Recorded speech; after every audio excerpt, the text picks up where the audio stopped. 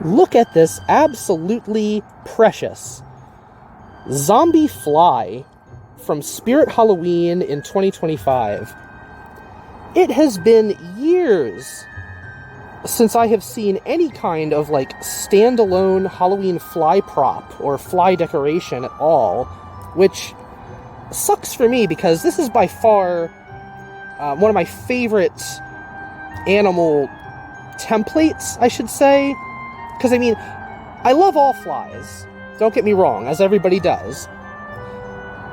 But only some flies come in this this classic sort of fly shape. And I know it's the mainstream fly. It's the housefly, blowfly, horsefly. And maybe that makes me like kind of like a fly philistine, you know, a pleb. But I love something about that round flat face with the big wide eyes. It's so Disney cute. Like, the good kind of Disney cute. The classic, like, you know, Ursula's Polyp Garden Disney cute. Or Ursula's, like, buggy-eyed jellyfish octopus potion ingredient Disney cute. The real Disney cute. Anyway, this is a small latex prop. It's very sturdy. Very thick rubber over like a solid, hard foam interior with bendable wireframe legs. I bent them into this realistic shape, realistic pose, basically. They come kind of just straight out, but they look great once you've bent it right. It really looks like he's, you know, rubbing his little hands together as flies do. And biologically speaking, this is a very accurate fly, other than the mutated zombie details. We know it's a zombie because of the tattered wings and the warty, pestilent face, and this detailing on the back that's like a rib cage and spinal column exposed by the decay, which of course insects do not have. But this is already proposing a scenario in which the flies in a zombie apocalypse are growing bigger, in addition to becoming undead. So I think it stands to reason that this particular zombie infection facilitates some sort of, you know, genetic hybridization between the undead and the insects developing within their tissues.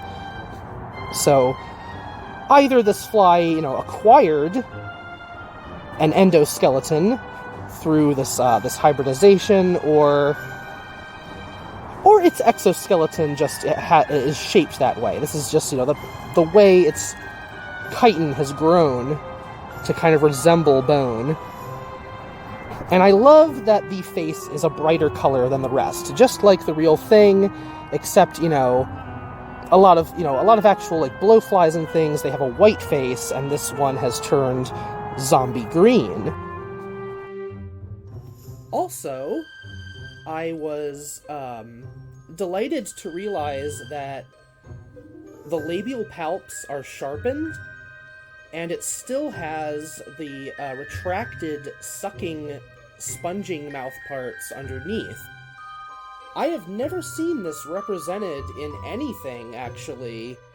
This is completely accurate to the Tabanidae, the horseflies and deerflies, the kind that would feed on vertebrate blood. And those generally don't develop as maggots in carrion. So actually, this isn't a fly that would develop within a zombie, but perhaps it was some kind of sanguivore fly that attempted to feed on zombie blood. Maybe that is the key to the infectious state of this mutation. I would love to see how that affects maybe like a mosquito, a tick, a leech, of course, even a vampire bat. I'd imagine maybe that's where vampires come into the picture. Maybe if a bat drinks zombie blood in this situation, it becomes like, a man-bat monstrosity. Just as this little fly is now like the size of a largish rat, I want to say.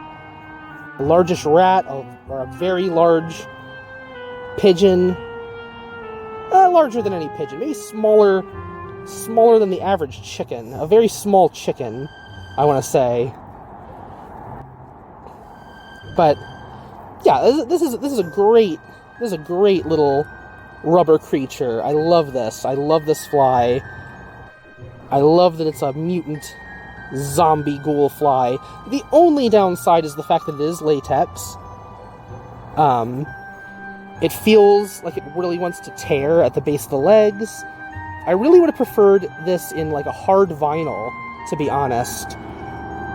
Because latex eventually deteriorates. It is an organic material. I've talked about that before. And in fact, the last rubber Halloween fly I ever had was a latex fly almost exactly this size, and it is gone. It completely dried up and rotted away after 13 years.